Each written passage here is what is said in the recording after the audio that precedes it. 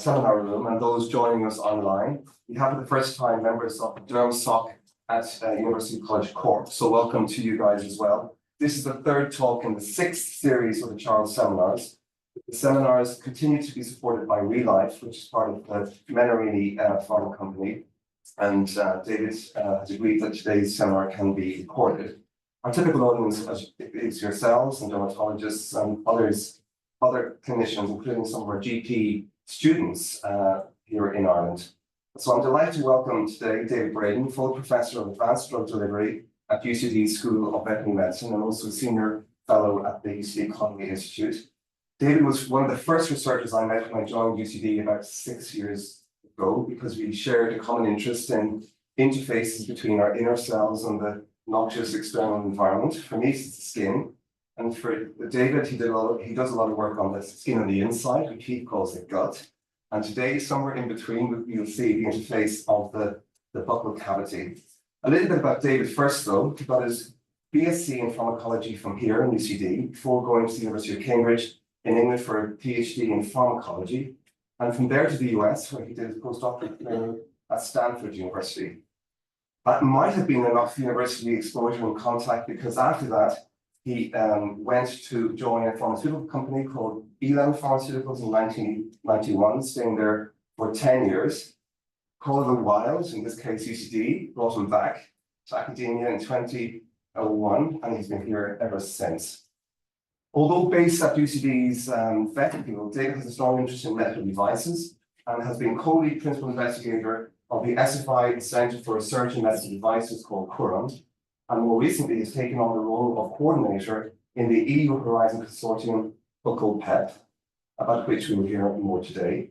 Not only has David authored more than 200 research publications and patents, mainly in the area of oral peptide delivery, epithelial drug transport, and nanomedicine formulation, but he's also chief editor of the journal Frontiers in Drug Delivery. If all that were not enough, he has been invited by the Minister of Health to chair Ireland's National Research Ethics Committee D in clinical trials. David has been recognised for his hard work and achievements. He's an elected Fellow of the Controlled Release Society, Fellow of the American Association of Pharmaceutical Scientists, and recently elected member of the Royal Academy. So I'm delighted to welcome David Brayden today as a Charles speaker for his title on the board there, and invite you to take the mic and his word. Thank you very much. For those online, use the chat for any questions that may pop up during the talk. Thank you very much for the very kind invitation, Dennis, to come here in that nice summary. I don't actually often give presentations in UCD. I think most academics say that. We give all our talks abroad or in other places. So it's lovely to talk to colleagues, some of which I will know in the audience. So normally, if you give a talk abroad, you can run away if it's a really bad talk and get on a plane. But if you give a bad talk in UCD, it'll be heard then. Anyway, it won't be bad. So what I want to do today is talk to you about the BUCCAL-PEP consortium and how it arose, what we're doing. We're about 1.5 years into it. I'll show you some data around it, but also I want you to get a feel for who the partners are and why they're in there, because I think there's a lot of learnings for how to do this. Some of it we're doing well, some of it we're still learning our trade in. So most of you are more familiar with the skin epidermis and stratum corneum and so on. And I started my career working at Elan on nicotine patches. So I know a bit about that too, and about how devices are being used in research in microneedles for that sort of service. But following on from my research in oral peptides, I sort of saw that there was a niche and potential in looking at the buccal cavity, the inside of the cheek, as a route of administration for peptides. Because while oral is a fantastic achievement if it can be done for peptides, there are some disadvantages about oral that buccal can actually address, and I'll get into that today. So this will be histology of the human non-keratinized epithelium of the buccal epithelium. It's got 50 layers, so lots of layers to get through. It's got unusual spaces between cells, these keratinocytes, which have these unusual membrane-coated granules that we're still discovering what they actually do and why they're there. So we don't just treat this as skin. It's got some differences between between skin and the buccal epithelium. It doesn't have the stratum corneum. It's got some commonality with the small intestinal epithelia, but it's different again. So I suppose we're learning a lot about first principles on these surfaces for how we can exploit them for drug administration. So this is actually the only awful diagram I've actually caught in the literature of how people view permeation pathways through the buccal epithelium. And we think of it as that there is a paracellular pathway of sneaking around between these sort of fatty cells within the epithelium. And yet there's also a transcellular pathway, which obviously is going to favor lipophilic small molecules with low molecular weight. But if we think about this, when we're working with peptides, we want to really exploit that paracellular pathway to the major extent, because there's going to be potential to have a hydrophilic route there through that as well. But this is a black box. We don't really know the detail of this. We don't know if there are carriers in there that we have in the small intestine for amino acids and so on. So I think there's a lot to discover here, and hopefully we're going to try and discover that along the way during this project. Okay, so in the next few minutes, I'm just going to review what's out there and what people have been doing so far to deliver small molecules, because you have to start at what people have done before. Even though it's not peptides, I want to see what they did. And we see that there are sort of sublingual tablets, which you'll have seen for things like, nitroglycerine. We've got atomized surface lotions that are in there. We've got some patches that are already approved for buccal administration. We've got gels in there.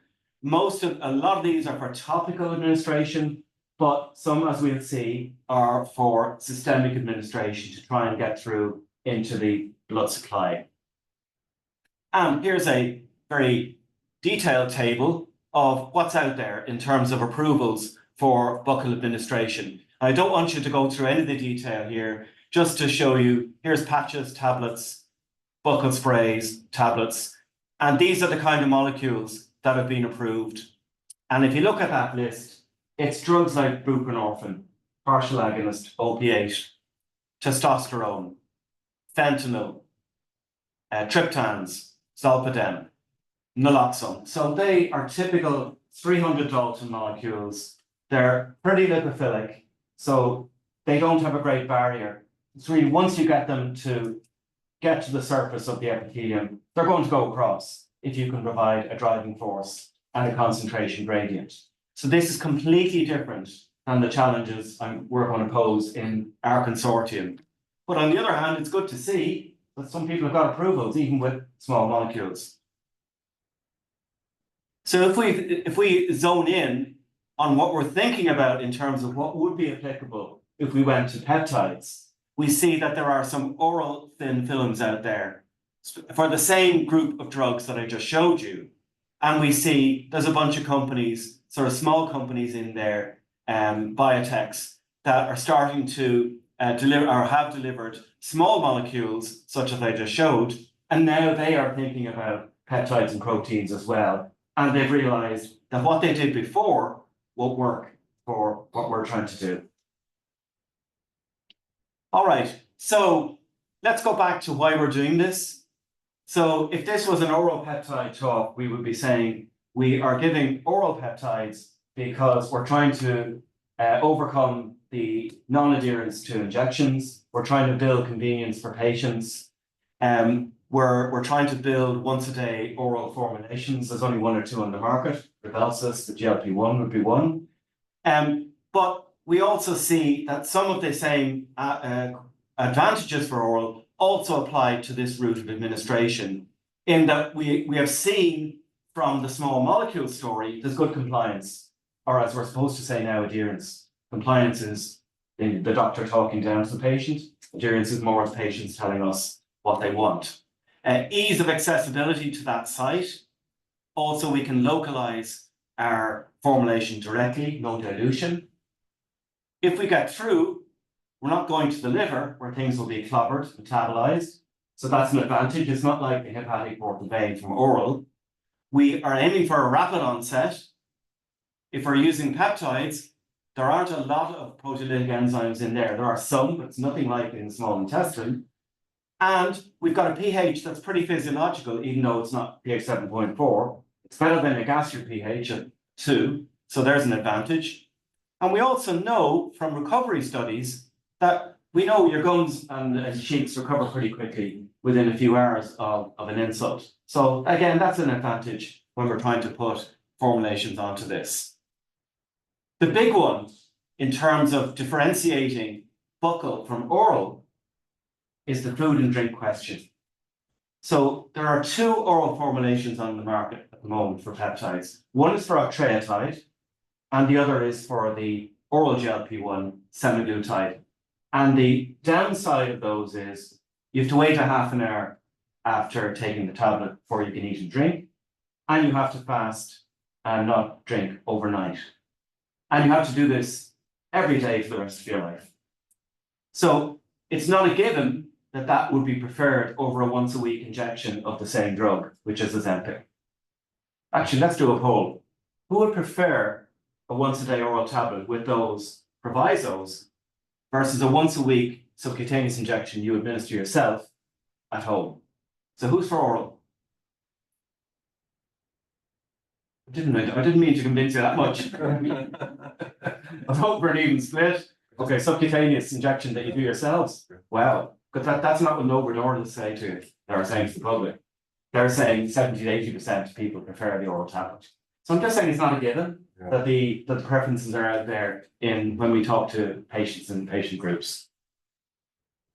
Okay, so in challenging us to do this project, we had to work out what sort of features we're really going to be looking at. What's needed to make this viable, this approach. So we're going to make a device, and we're going to make sure that we have to get good loading in here. So if we can't get, say, 10 mg of a GLP-1 in there, we're not going to be able to compete with oral, because our bioavailability is probably not going to be better than the 1 or 2% that are being achieved with oral. But 1 or 2% will be fine for what we're doing. Okay? We've got low buccal permeability. Buccal permeability will restrict large molecular weight molecules and hydrophilic molecules. So we know it's going to be low. It's better than skin, but it's lower than small intestine. So we came to this with a premise that we can't just make your old-fashioned transdermal patch, or we can't make an oral thin film that was used for small molecules without adding in goodies or physical elements to this approach. We also asked the patients, because we have a patient group involved in our project, how long would you actually accept a patch or a film in your mouth before you'd find it an irritation, or it would prevent you taking the medicine? So what they're saying is, well, it better be really fast, 10 minutes, 15 minutes. But if you're talking an hour, we're not interested. So fast dissolving polymers is what we're going to be working on. There's a safety element. We have to make sure we're only including excipients and additives that are safe, because most of the material is going to end up swallowed. We talked to patient groups and said, well, if we give you a skin patch that you apply yourself, would you prefer to unpack it or take it off your gum later, or would you prefer just that it dissolves and swallowed? It's a no-brainer, dissolves and swallowed. So with that constraints what we're going to do here in this approach. Okay, and then we looked at what's out there, and this is just people who have tested buccal administration of peptides without any assistance.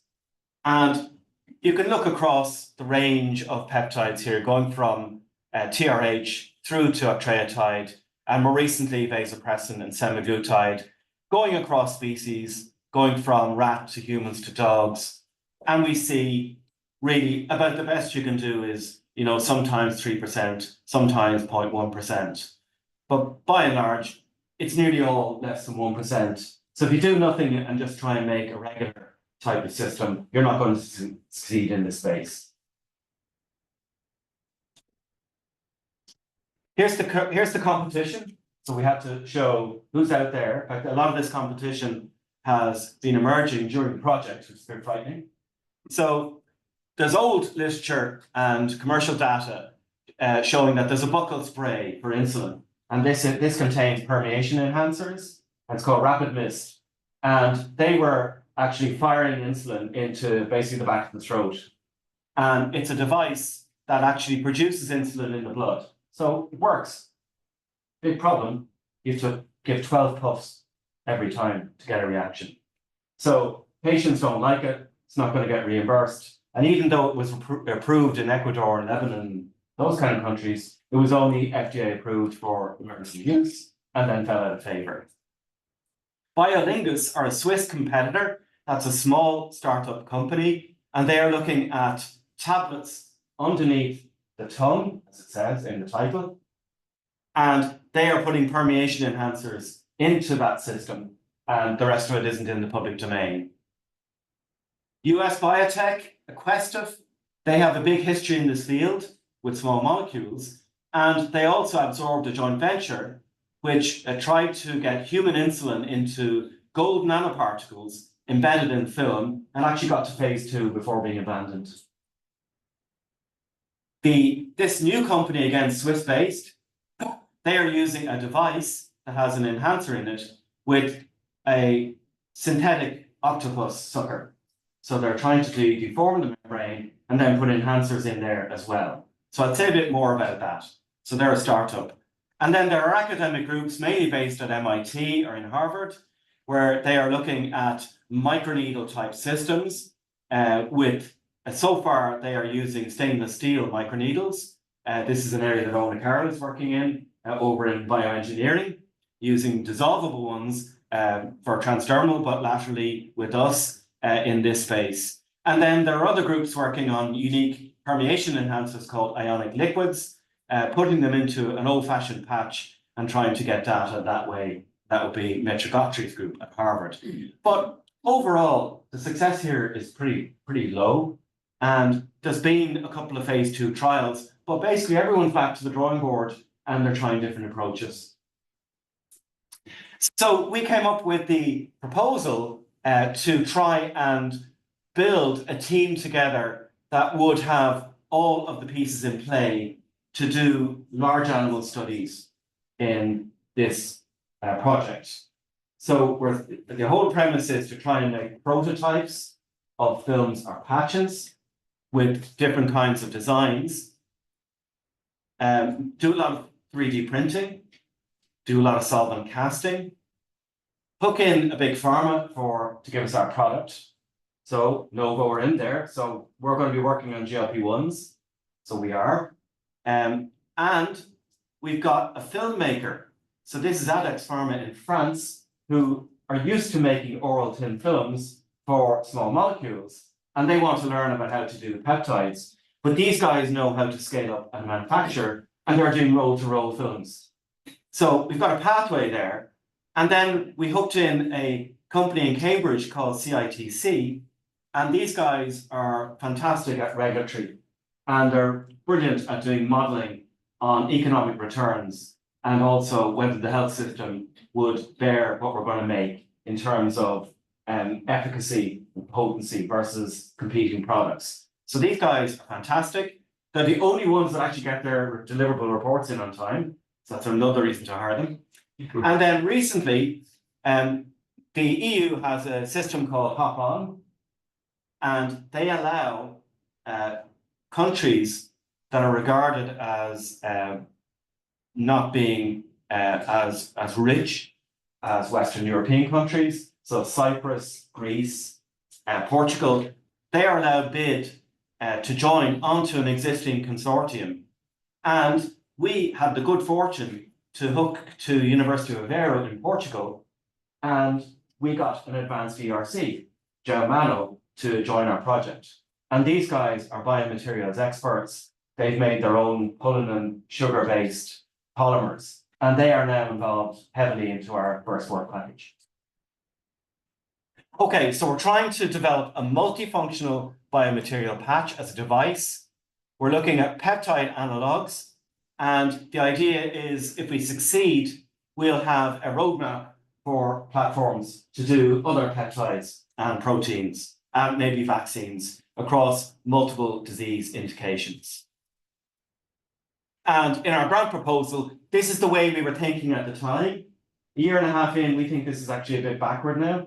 So we were thinking of going back to the old transdermal model of having a backing layer, a middle layer of your drug and enhancer, and then a sticky mucoadhesive layer that would bind to the tissue. And the idea is you'd have a backing layer to stop everything flowing backwards. It'd be unidirectional flux, and it'd be a one-time administration on the inner cheek. And then we had picked out already our enhancer. I'll show you how we did that. And then the idea then is that the patch would dissolve and be swallowed, and we'd get enough GLP-1 in the circulation to compete with oral Rybelsus, which is the main competition. So you might ask, why is Novo interested in creating competing products to their oral peptide scene, where they're already trying to improve on Rybelsus? And the answer is they view this as an opportunity to increase the market for patients who would prefer patches to oral. So it might be elderly who don't swallow pills easily. It could be children with type 2 diabetes. So there's all sorts of cohorts here that would be really suitable for this. So they don't regard this as being a cannibalization scenario for their oral product. They're interested in other routes of administration and the advantages that that would bring. Okay, so next step then, we have to decide which surface and animal models are we going to pick. And it didn't take long for us to settle on choosing pigs, because they also have this non-keratin-sized epithelium in the buccal cavity, same as human, but rabbit, sheep, rat, buffalo, we're not going to get them in the abattoir, and dogs in particular, they have keratin-sized epithelium. And we see there's a lot of even well-regarded dog studies that there is an issue and a disadvantage in that epithelium is not really matching to human. So pig was chosen because we can go down to the abattoir in Edenderry and get a regular supply. And also we have a route through to in vivo studies. So I mentioned our partner I forgot to mention that our partner in Germany is the Charité Institute, and they do large animal studies. And in fact, I met them when I was a science advisor from another consortium. So you're always learning things in European setups. So they have a unique pig facility. They do pharmacokinetics in pigs all the time. So they were dead interested in getting involved in this project, as long as Novo provided the various ELISAs and LCMS assays that would be required for a GLP-1. Okay, so let's work out how we got to where we are now with selecting our buccal permeation enhancer. And again, looking in the literature, Hans Junginger in the 90s had been working with bile salts, and one of them is called glycodeoxycholate. And it is produced from cholesterol. It's almost natural substance. And we know that sodium cholate is approved as an excipient, so it's not that far from it. So we figured, well, the tox around this should be pretty good. And we've used it in oral programs in our lab before. So we looked at what Junginger had done, and they did this pretty unique experiment in pigs, anesthetized pigs.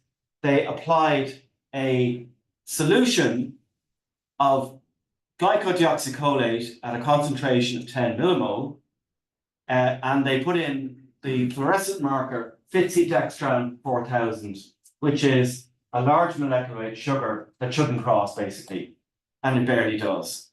And they got basically a huge enhancement in bioavailability, up to 12%.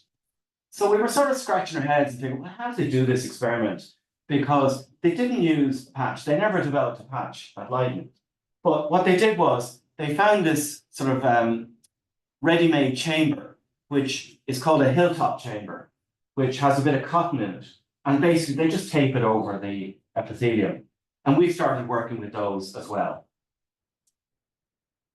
So at the time, we then, more recently, took on GDC, and Vivian Stucken did a whole PhD on this enhancer in the oral system before we ever got the BUCCAL-PEP grant.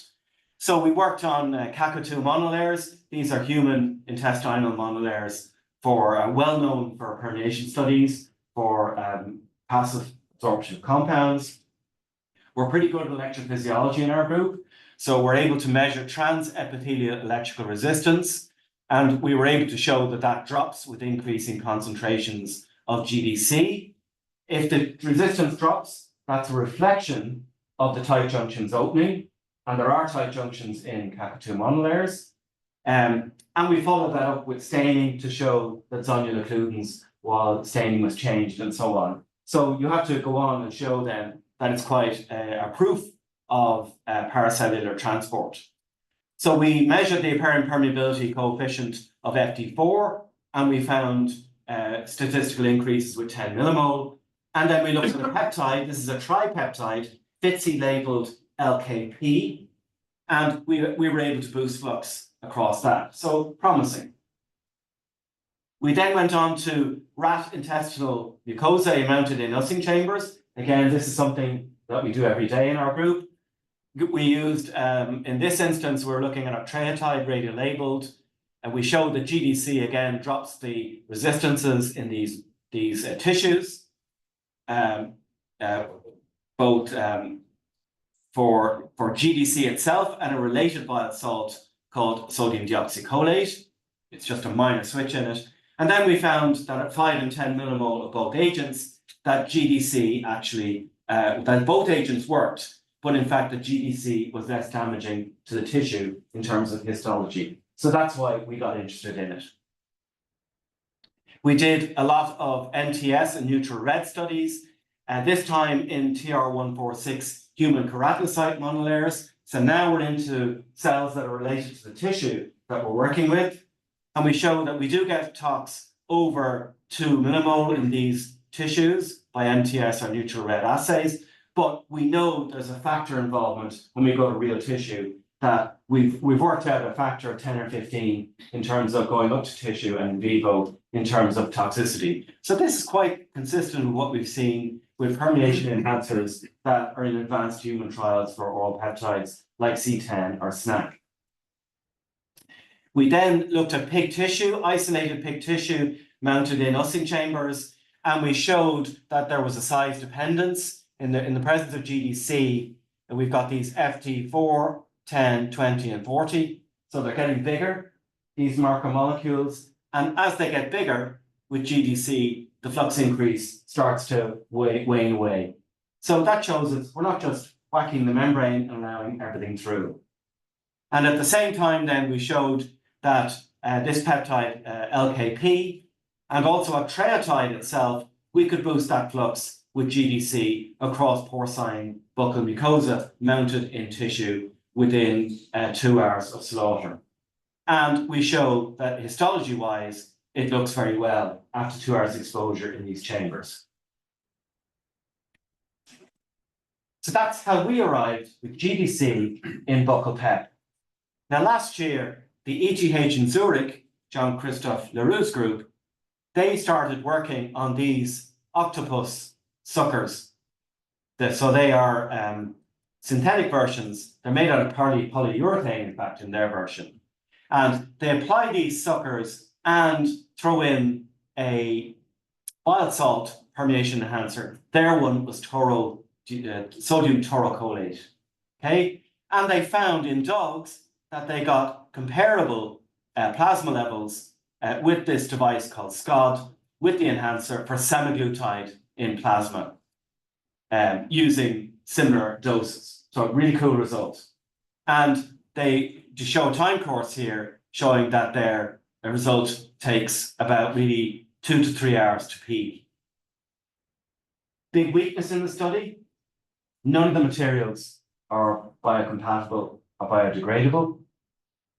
And their time course, the patients or the dogs had to have these devices in place for 3 hours. So that's an informative study, very helpful for the field. And they formed a startup called Obaris on the back of this. Okay, so I'm going to give you some formulation data or some of the work we've been doing in our group across all the 7 or 8 groups in the consortium. And the first thing, if you're going to work with GLP-1, you better have some good analytical. And this is where UCD chemistry department were excellent helpers. They've got a new UHPLC that was they bought under the scheme UCD had for new equipment, the equip scheme. So we're one of the primary users of that in chemistry. And there's a HPLC assay for the GLP-1 analog that we're using. So Novo provide grams of this stuff, unbelievable, to all the partners. And they give us advice on analytical, and now everybody has this in their labs to at DTU in Denmark. They have the same assays as we have for looking at formulations. Oh, and first thing we did was we looked at our analog by UHPLC, and we wanted to check stability in water, artificial saliva recipe, and also Krebs Henselite physiological buffer. And we showed stability over 3 temperatures for over a month, which means basically we can work with it. So if that was bad, then we'd be in trouble in terms of working with it in a formulation that we're going to send around the houses. So it's stable and it's monomeric. So back to these hilltop chambers. So this is a cartoon of what it looks like. So there's a cotton pad, a tape overlay, and a plastic chamber. So here's your insert. Looks a bit like a transwell. In the insert, you've got a cotton pad, and then you tape over it. So the first thing we said to ourselves is, well, wouldn't we be right idiots to make the best kind of patch under the sun and then find that it didn't work on first principles? So we decided that we would try and use this hilltop chamber in ex vivo studies and then translate it to the pig and just show that if we combine GDC with the Novo compound, that we would actually get blood levels. And then we've got a template for developing good patches. So in the Fran cells that we have in our system, I'm sure you've got them in this institute. So we've got a low volume donor side and a volume of 10 mils on the receiver side. We can sample then outside a port. We've got a stirrer and we've got oxygenation in there. And we put in these tiny volumes onto the patch or onto the cotton, proving first that it doesn't interact with the cotton. We have to do that. And then we try and mimic this in the chamber. And in parallel, we've started to 3D printed transwells with one of Owen's people who's in our lab all the time. She's absolutely fantastic. And Novo Nordisk told us, oh, we've done that, it failed, they all leak. The ones that she's been making don't leak, and we're really happy with this. And there's a chance now to use that in our studies with formulations. Okay, so just to briefly show you some data, and this has been achieved, I would say, over several months. We have been working on different ratios of our active, our GLP-1 and GDC, working in 1-to-1 ratios, 1-to-2, and so on. And we've now come out with a ratio, a sweet spot, where we're getting about 8% permeating across pig tissue using the hilltop chambers ex vivo. And we've got some histology to go with that, but I don't have time to go with today. But there is damage, but it's still an acceptable model there. So that's encouraging because now we're at a stage now where we can actually go into the pigs in Berlin and give them the same ratio and see if it works. So this is how we set up the whole consortium. We've got work packages in patch development. Then we've got the pig studies. That's going to be iterative. We've got the industry people who are going to do the scale up and manufacturing. And then we've got the people in Cambridge doing the health technology assessment. And in all European grants consortium, you're going to have a big dissemination work package. And then we've got project managers in the Netherlands who basically run me. And that's their job, and make sure that the budgets all get in time from all the different partners, and they minute all the meetings and so on, and run a website. So we have to decide early on, what do we need to look at in our patches? So remember, this is where we started, backing layer, middle layer, mucoadhesive layer. So first thing you have to agree on is the size. So again, we asked the patients, and we figured with them 1.5 by 1.5 square, not round, square. We saw that the backing layer has to dissolve the slowest. Think about that. If it dissolves too quickly, everything will come backwards. So it's got to be a hydrophobic polymer, a cellulose-based polymer that will stay intact. That's why we've got swallowing in play at some point. We've got to be using generally regarded as safe materials, or materials with a history of use in humans.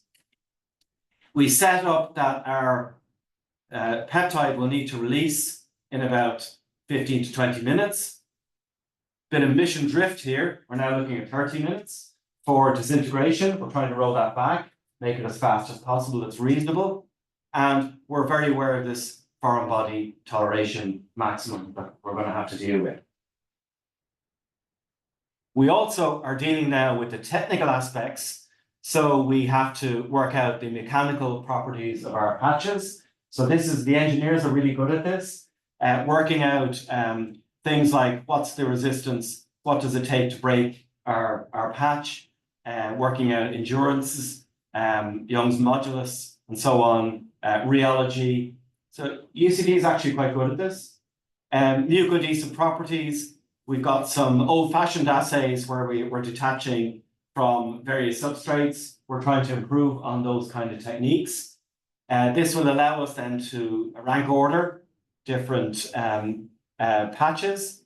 And then we're working on different substrates in terms of cell cultures, ex vivo tissue, and in vivo. We've considered a whole lot of materials. Most of them are on this list that was published recently. So basically, we are going to be looking at film-forming agents. Either they can be synthetic or natural. We love natural. We also have to think about things that are going to stimulate saliva. We've got to work in surfactants. They are very important to the dissolution piece. In terms of our composition, what about taste? Wild salts might be bitter. We can't just go around and ask UCD students to have a taste of this stuff. We'd be fired if we did this. So we're looking at things like an electronic tongue that can be used to detect that. So we're talking to food safety people here. So really, veterinary companies that are developing veterinary products for cats and dogs. Cats are notoriously finicky eaters. So taste, cats could get involved in that. So there's lots of things we have to figure out that are going to go into this. But we'd like to keep them to a minimum so that we don't have too many components, because then we're into a very complex scale-up performance. We went through all of the different methods that we are going to allow into our consortium.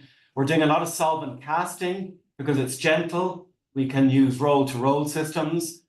We decided against hot melt extrusion because you don't want high temperatures with peptides. We're big into 3D printing, but then our industrial partners, they're not mad at it because of the scale-up issues haven't necessarily been solved. Electrospinning also has an element of heating up involved, a complex scale-up, so we don't like that either. And some of our partners are really good at rolling methods, so therefore there's an advantage in making a film that would be amenable to that. Okay, so let's look at some prototypes. So remember what I started off with, 3-layer system. So very quickly we said, well, it doesn't have to be 3 layers. So UCD, Sandeep's project, who Des will know, is working on a bilayer. And the idea here is that we just have a backing layer and then just one layer below it that has a mucoadhesive layer, mucoadhesive polymer in there, the peptide and the GPC.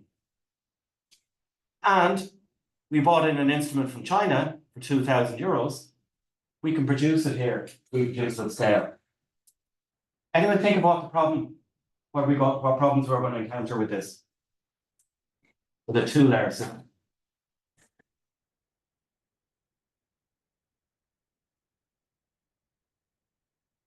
Interactions. We have a lot of chemicals in there. So we don't know that we can get the peptide out. So we're working on interactions. That's the downside of that system. Here's our original tri-layer system, which we're doing a lot of work on. And DTU in particular, they've got really good kit for producing these bilayers at scale. And they have slot die apparatus and things like that. But look at this one. One of the postdocs came up with this idea of a grid. Stop thinking in layers. Start thinking of, can you reduce the distance you need to go to get onto the epithelium? So this postdoc is thinking of hydrogels and then having permeation enhancers in the hydrogel and on this kind of trellis around it. And then you have a backing layer above it. So really creative thinking, telling us not to think in terms of just layer, layer, layer. There's other ways of doing this. Okay, in the interest of time, I'm just going to skip through some data. So this is Sandeep's project where we've got a film-forming polymer, we've a mucoadhesive polymer, plasticizers, and you can see that he's been producing quite elegant-looking systems. He's got some colouring in there as well for imaging, but they're quite flexible. He's got some nice polyvinyl alcohol systems with different mucoadhesive polymers. And he's been starting to grade them. He's been doing some imaging, looking at the backing layer with the mucoadhesive layer, showing that they actually bind together. He's done some disintegration studies using fluorescent dyes and showing that he can get this his film to dissolve in 15 to 25 minutes, which is really good. And the one he really likes at the moment is sodium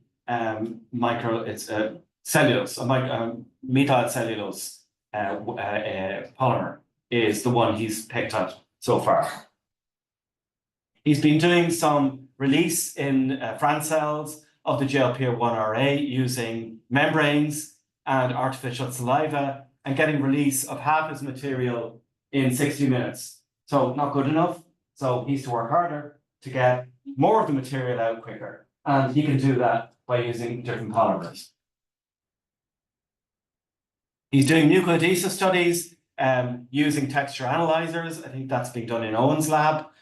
So he's trying to pull away his material from mucin that's on the surface. So that those results have shown that virtually everything he has made is giving pretty decent adhesion. So there wouldn't be any difference between these, but it just shows us that we're in the ballpark.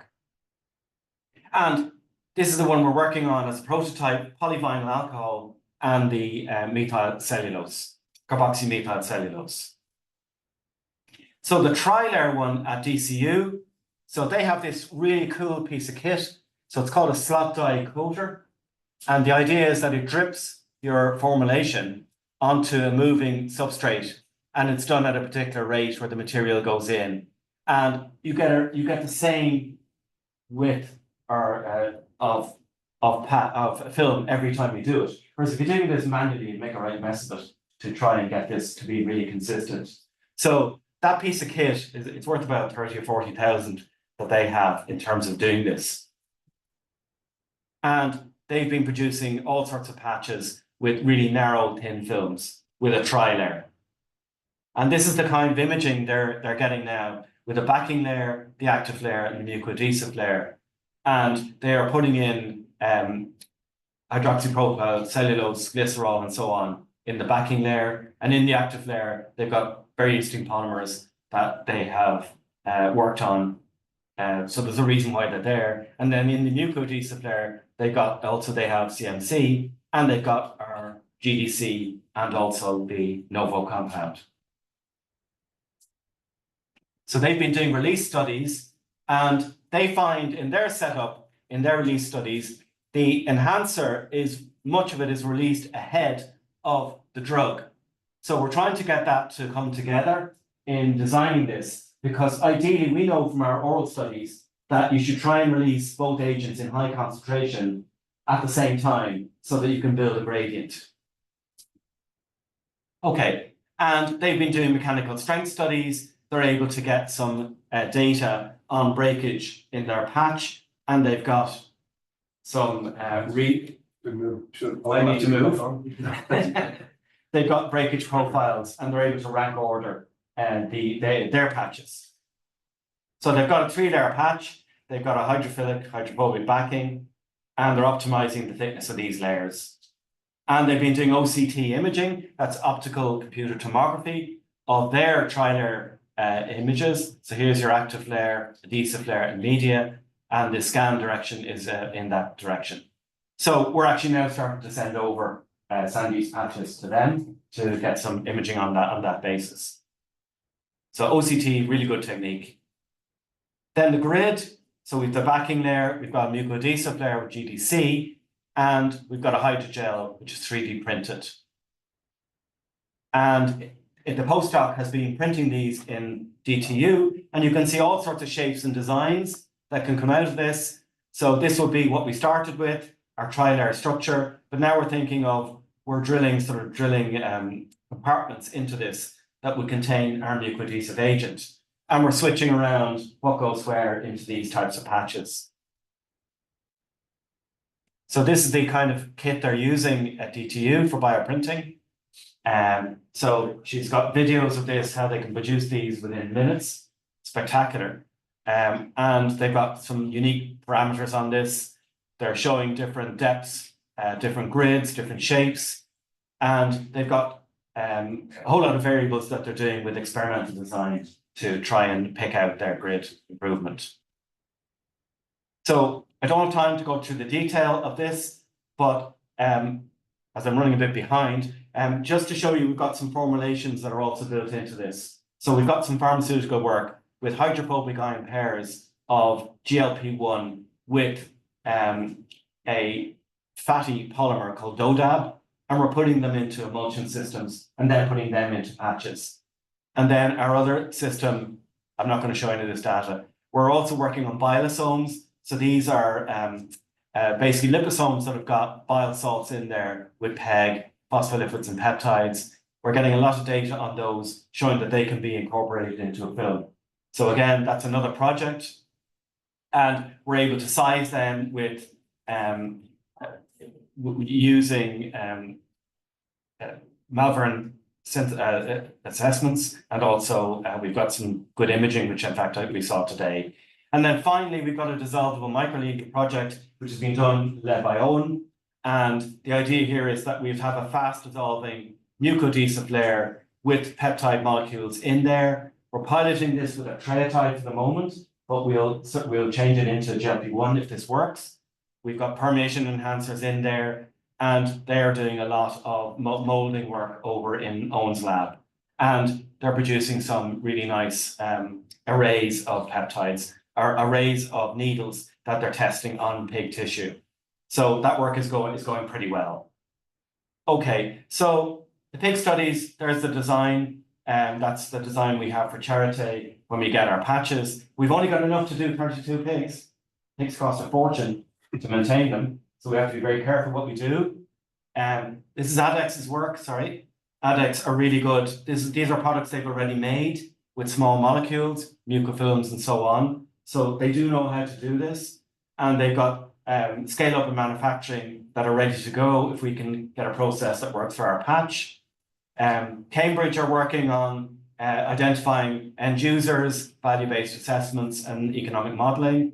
They're doing a business plan for us. Dissemination, we've got a science on screen thing that we did through Quorum.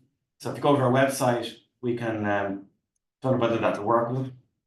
Probably not. You can click into that and you'll see animation, and it's really good fun. It's made by an Irish company, and it introduces messages and so on, and we've got good analytics on it. And we're doing, we've got patient groups and helping us through PPI Ignite. So that's Emma Doris in UCD is the key to that. She's brilliant. We've got a science advisory board with some of the leaders in the field, Gio Traverso, who Owen and others know about, Javier Morales from Brazil, or from Chile. So just to conclude, we're making prototypes by 5 different methods, supported by formulation. Pig studies are starting this month. We've got manufacturing ready to go for scale up if we can get a film that works. And we're looking at the other sort of softer aspects. They're well ahead. And the project managers in the Netherlands, well, you know, Dutch people, they're A to B and they're fantastic. So very happy so far. These are all our group leaders on this and the students, European Union funding. And that was our last meeting in Copenhagen in April. Thank you. Wonderful, David. Thank you very much. And lots of takeaways from that presentation, not least, you know, how to organize transnational, multinational consortia, what each partner can bring to it, the standardization, optimization of shared protocols, so that you compare lab to lab. So huge amount of learning there, particularly for young scientists trying to figure out how to get involved in this multi-dimensional type of research rather than the kind of more traditional solo research.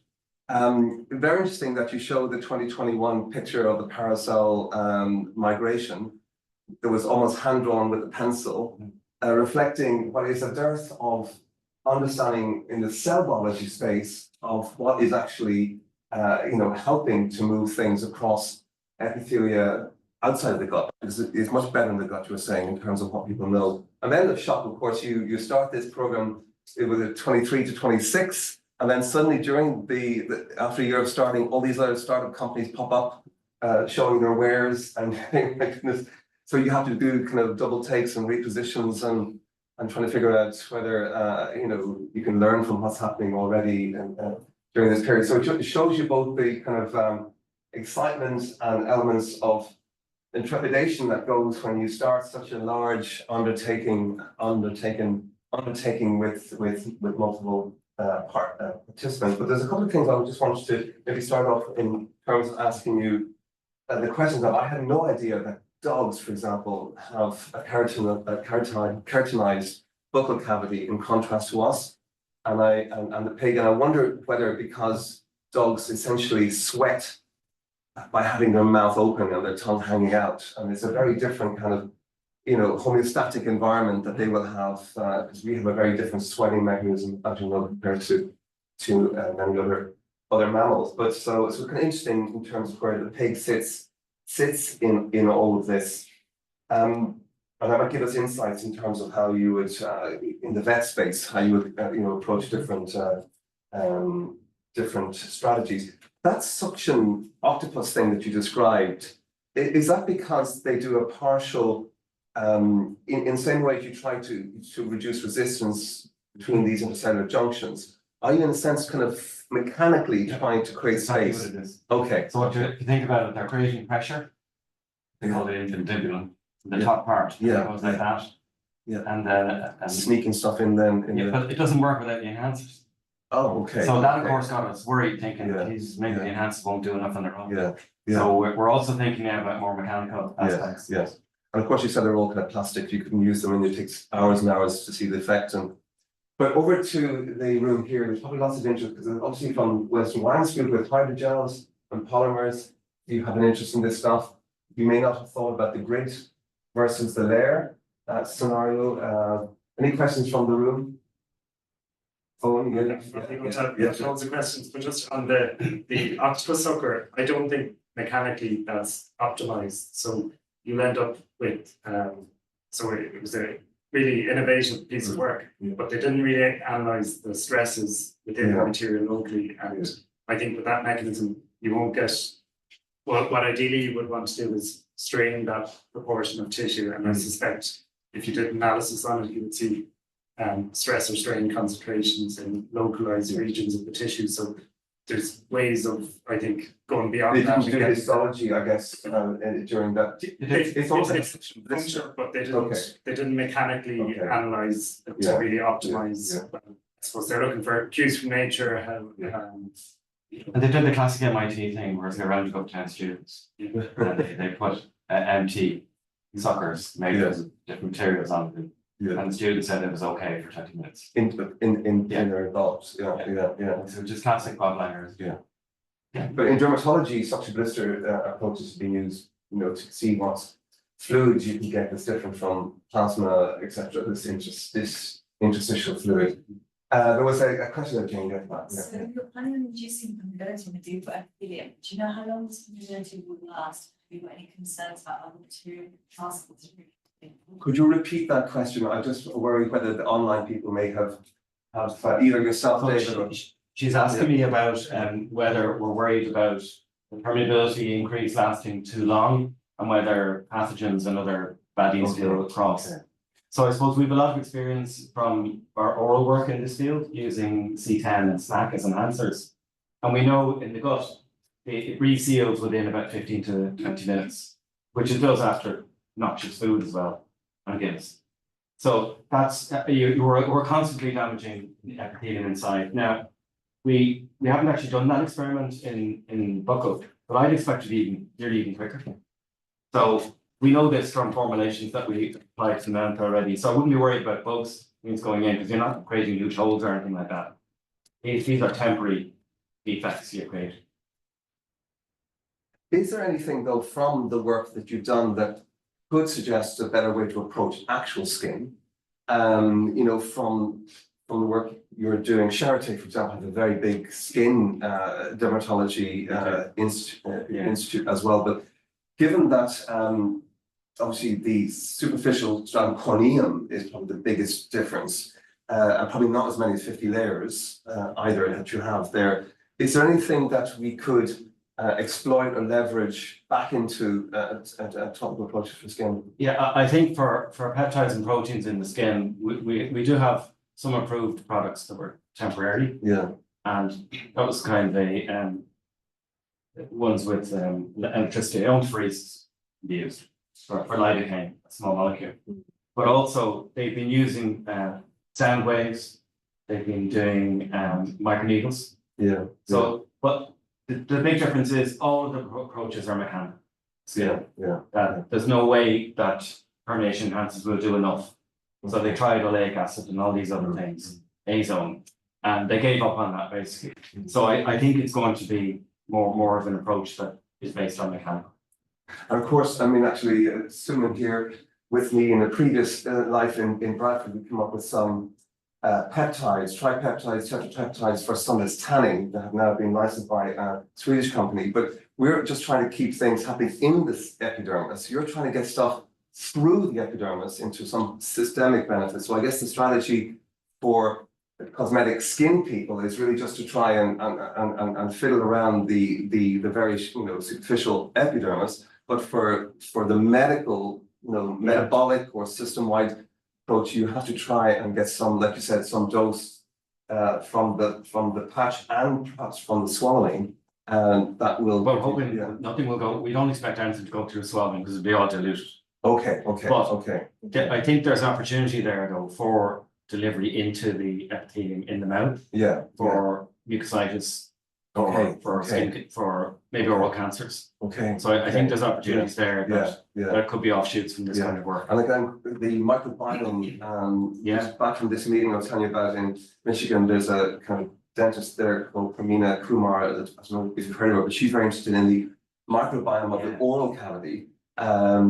Obviously very important for oral health in general, not just obviously people worried about how white their teeth are, but also gingivitis and maybe oral cancer scenarios. So that local area benefit could also be. Yeah, so in fact, we're writing a review for ADDR and we have to put the spec in. So this is one CEO is leading. And they wanted an oral microbiome section. Yeah. So very interesting that you said that. Yeah, because I mean, this particular place where I was until the last few hours was looking at the nutrition, the approach that people take with their diet in terms of how it affects not just their gut microbiome or potentially their skin microbiome, but also their oral cavity microbiome.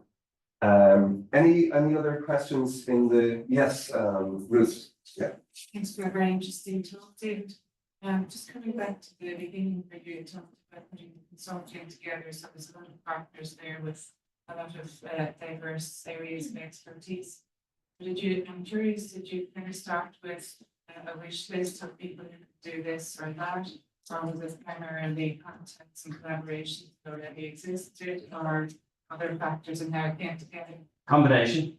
So initially, SFI Current Centre. So one of their remits is for us to get a consortium. And basically they provide a catalyze, which is a group in the Netherlands, who are hugely well networked. And they said basically I could use them if I wanted to come up with an idea. So basically I knew Novo because I had big connections with them. Never heard about this. So they came up with all these patch partners. And then we made a selection of them. So that was brilliant having them to do that. And also because I was a science advisor on another project, I was told then that I had met the charity people. So I knew about them. So I knew that I could get them. And then they said, well, actually in the other consortium, we had a great time working with CIGC in Cambridge. So it all sort of came like people suggested other partners. So it wasn't just this linear thing that I went out and selected them. I actually used all the other people to help identify people. And people were all in, they're all in on this. So they weren't saying, oh, you write it and we'll just put our piece in. They were really committed right from the get-go. No, I think that's a very important question, particularly for those starting out, academic careers. And David, Owen, myself, and as Young Cook are part of an EU cost action called Net Skin Models to try and improve the quality of skin models. But I would not have, in my normal conference circuit, met with 90% of the people I meet at this particular event. We tend to be very sort of kind of swim lane focused in terms of our research and the types of conferences that we will spend money to attend. So going to these multidisciplinary type of environments where all the cards are thrown up in the air and then try to pack them when they hit the ground is, I think, very, very, very useful. And I'll encourage people who have a little bit of bandwidth for these types of cost action or other types of events where it's bringing people from all the different sciences together, because that's where partners also naturally come together as well. Any other questions from the floor? I don't know if you have any from online yet. No, nothing. Okay. Maybe if I could ask a quick follow-on from that too. So you talked about the consortium together, but identifying the appropriate call to go after. It feels like, the resilience call, I think that this was associated with, maybe they might have a new focus on green technology, for example. So how far in advance were you able to identify the right call? And do you think there will be similar opportunities within the EU coming up? I do. I think catalysts are very important there because they identified calls and they kept peppering us and saying, look, this is one, and they knew the hit rates on it. Yeah. So I think having a group like that involved is really excellent. UCD can't do that for you. They can, we get from the national contact points. It's just a list of stuff. Yeah. But the catalyze guys they were well briefed and they were specialists in what we were looking, and they were looking at biomaterials because that's the remit they were given from Abbey Panzer. Yeah. Very good. There's an online question from Anne-Marie Freely. Thanks for that, Anne-Marie. Aside from patches, do you think aerosol delivery for ULP1 is feasible? Well, I think you can have we obviously have an inhaled insulin on the market, which isn't doing very well. That would be the one in the US. But it's done in nanoparticles that go into the deep lung, and it's all device related. So I think there's not as much interest in that, I think, as it was due to the failure, really commercial failure of Reza. But I think it wastes an awful lot of GLP-1 as well. So expensive peptides. Very good. Thanks for that. Yes, please. Considering that your green patch adopt a layer by layer conformation, may I ask, are there any special approaches that you promote the adhesion between these layers, and are there any other influencing factors that has impact on the shape adaptability of the patch? For example, the swelling rate of the different layers. Well, if they have a different swelling rate, well, they, for example, after they are applied to the wound site, well, the swelling cause the layers to detach. Yeah, no, exactly. So we're very careful on what we're selecting for each layer. We're doing in the layer by layer approach. We allow each layer to dry, then we put the next layer on top, and then the next layer. But we're aware of interactions and incompatibility, and we're looking at swelling. So these are all factors that we're looking at the individual layers and how they behave together. So they're exactly the experiments we're doing. Very much like a Goldilocks type of strategy. But going back to a kind of a short comment you made about squares but not circles, is that just for handling dexterity issues, or is there? Pretty much, yeah. Okay, That's pretty much, and we assume that with surface area would trump that. It's okay, not the yeah, case. yeah. And then the last thing is, you mentioned these bilosomes. Is that to mask taste issues, or is there any other benefit for if you want to use bile salts as a kind of a Yeah, the bilosome aspect is we've just put some rhodamine in them, and we're showing that they get taken up by the cells by TR146. Okay. So that's a big advantage. Okay. If we can drive these actually into the epithelium, Okay. but we're back to the local delivery here, that could be even better for that. Yeah. So format is very important there. I have one question. Yeah, sure. So How this GDC, sodium deoxycholate, work as enhancer, and what are the mechanism behind it? And is there a other enhancer in the market as a different type of marker except Yeah. than GDC? Yeah, so basically, there's one approved permeation enhancer, SNAC, which is a C8 derivative, and that's in that's in the Rybelsus product. Sodium caprate is in phase 3 trials in a Merck and J&J macrocycle. So there's huge safety being done on those. So bile salts are in clinical trials for oral further back. So the mechanism of action seems to be surfactant-like, membrane dissolution or membrane fluidization, a bit of opening tight junctions if they're there. We're not even sure about that in these tissues. So I think the old-fashioned permeation enhancers are proved a lot better than, say, new peptide ones that are actually going at tight junctions. It's quite ironic, isn't it? And main resistance comes from the ceramide, this lipid or this kind of lipid layer between the epithelial cells and so. Well, we think it's affecting the plasma membrane of the keratinocytes, but it could also be doing some dissolving along that paracellular space as well. very good. Look, we'll wrap it up there because I have to take this man over to the UCD club to take his own buccal cavity with some fine food from UCD's club. But thank you very much, David, for a tour de force presentation of all the kind of complexities as well as the kind of core kind of cell biology elements you have to feed into such a big but potentially very, very beneficial outcome in the end. So thank you so much for Thank you very much, Celia, down in Cork, for helping with the online as usual. No bother.